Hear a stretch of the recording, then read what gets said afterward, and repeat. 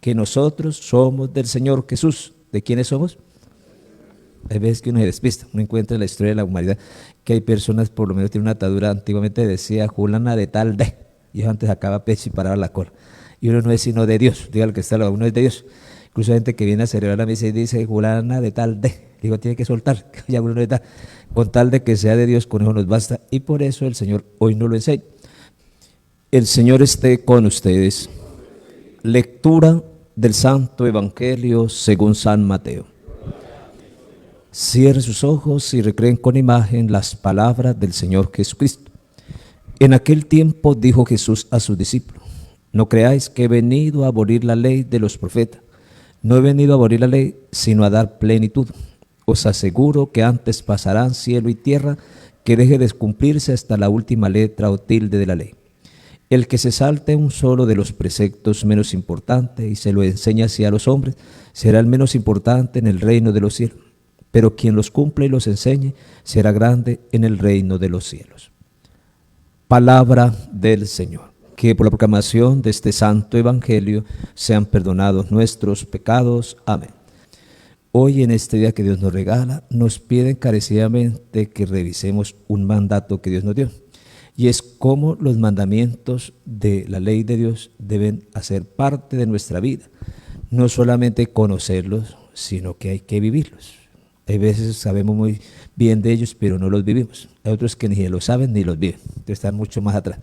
Por eso hay que ir avanzando y para ello hay que ir revisando nuestra vida, qué tan insertada, qué tan transformada es, precisamente porque conocemos y vivimos lo que Dios nos pide. Hoy, por eso se nos pide en el Evangelio tener en cuenta lo que nos dice el Señor Jesús, que nosotros somos del Señor Jesús. ¿De quiénes somos? Hay veces que uno se despista, uno encuentra en la historia de la humanidad que hay personas, por lo menos tiene una atadura, antiguamente decía Julana de tal de, y eso antes sacaba pecho y paraba la cola. Y uno no es sino de Dios, diga el que está al lado, uno es de Dios. Incluso hay gente que viene a celebrar la misa y dice Julana de tal de, digo, tiene que soltar, ya uno no está, con tal de que sea de Dios, con eso nos basta, y por eso el Señor hoy nos lo enseña. Entonces nosotros somos del Señor Jesús, llamados a vencer el pecado. ¿Llamados a qué? No a caer en él, sino que a vencer el pecado. Y a vivir, para vencer el pecado, debe surgir en nosotros un llamado a la santidad, que eso nos cuesta. Acuérdense que la santidad es lo más fácil porque es simplemente disponernos y dejar que la presencia de Dios actúe. Pero como nos gusta vivir de acuerdo a nuestros caprichos, eso es lo que nos esclaviza y eso es lo que hay que aprender a soltar. Por eso llamados a vencer el pecado y a vivir la santidad. Por eso este tiempo monitor que nos está mostrando toda la verdad y toda la experiencia para dejarnos transformar. Y por eso el Señor tiene el cuidado de enseñarnos.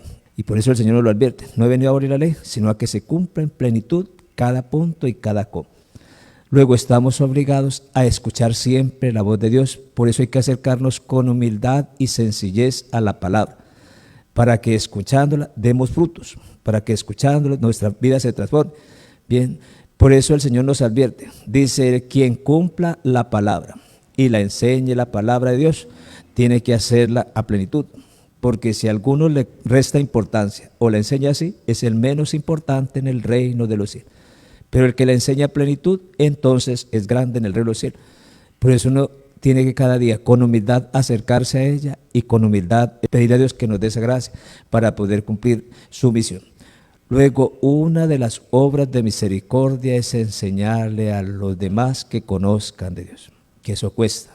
Nomás fijémonos estos días que se ha invitado a la gente, acepten el abrazo de Dios, déjese conducir, y eso cómo cuesta. Entonces hay gente que eso hace un remolino y se retuerce porque no entendió, o sea, que hay que pedir a Dios que nos dé la gracia, ¿ve? Para que no seamos nosotros, sino Él actuando, obrando y así poder dejar que sea la obra de Dios, que no es simplemente una doctrina, sino que es el aporte, ¿ve? Que no es hacer muchas cosas, sino el ser transformado. Por eso combina dos cosas. Lo que decimos lo vamos haciendo en esa experiencia.